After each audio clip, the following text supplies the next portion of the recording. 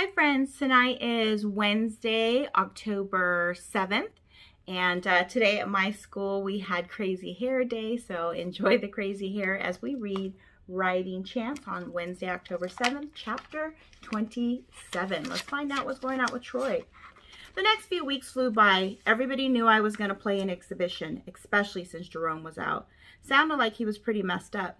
He didn't need surgery or nothing like that, but between his ankle and his shoulder, he had to rest for a whole month. Winston told me that. Everybody was wondering if he'd be back before the end of the summer. Alicia was the only person who knew how Jerome really got hurt. Girl must have been psychic. Or maybe she had superpowers where she could see in the dark. I never asked her how she knew. She just did. She was acting cold because I didn't tell anybody what really happened. Wasn't any need to rock the boat. I was writing Chance every morning and doing polo in the afternoons. Winston had me working on my swings in the little barn at the end of the polo field. That's where the wooden horse was. He had to learn the basic strokes on that first.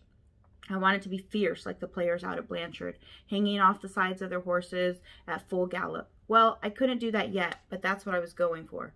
I was in the barn with Dre one afternoon when Miss T and Foster dropped by looking for Winston. They needed him to sign some papers so Foster's record wouldn't say he dropped out of the program. "Look at you," said Miss T with a big grin. "You're fantastic with the mallet." I was already pretty good at near side 4 and back shots. Had to show off a little bit, so I did the off shots too. "This is harder than it looks," I said. I had on my brown leather boots and gloves, looking a little bit like Winston. I wondered if Foster was sorry he wasn't training with me. "You look good," Foster nodded as he watched my little performance. If he was jealous, he did a really good job of hiding it. "I saw you and Chance coming up off the trail last week. Your flow was tight." "Oh, he's definitely on it," said Dre. "No question about that." "Yeah, this is my thing," I said. It was true. I felt good in on the wooden horse, and that was nothing compared to riding. Jerome wasn't around, so I could just be myself and not worry about who was scared of me, who was trying to take me down, nothing like that. Miss T went off to find Winston.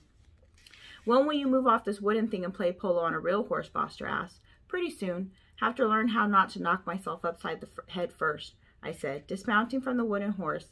I used to hold the mallet all crazy. Now I knew how to hold it down below my waist with other people around. I didn't know what else to say, so I asked about the girl he'd met at Alicia's party. "How's Nikki?" I said. Me and Dre were walking around the barn picking up my practice balls. "Everything's cool," trying to hide his grin. Foster walked over to the corner and took a mallet out of the barrel. Fooling around with it gave him something to do. I never saw my boy like this. He was all lit up. Pops used to look like that when he was around my mom. Might be going to a barbecue at her crib on Saturday.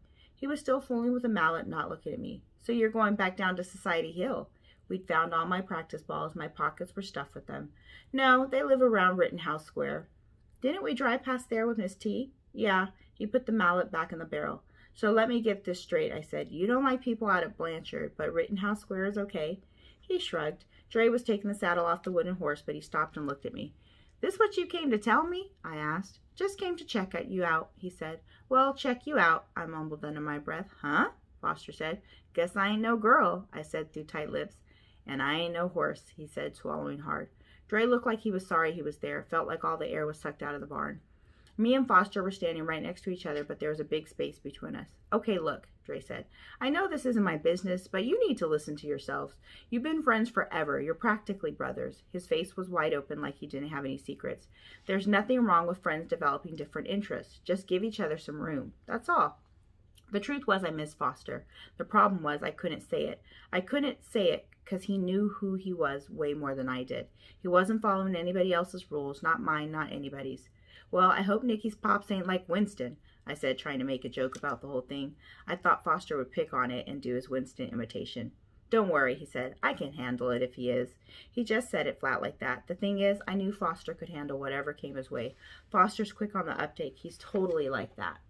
And that was chapter 27. So hopefully Foster and Troy are going to make up their friendship.